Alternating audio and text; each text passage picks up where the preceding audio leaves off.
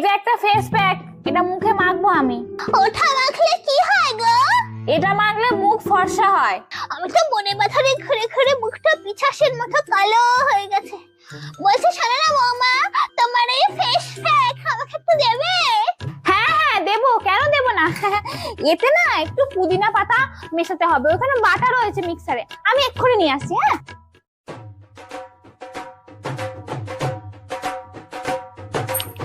কাকিমা এসো, তোমার মুখে আগে মাখিয়ে দিই। এটা এরকম জ্বালা করছে কেন বলো তো? করুন না, মুখের ময়লা সব উঠে যাবে। এরকম মিচ্ছে জ্বালা করছে কেন?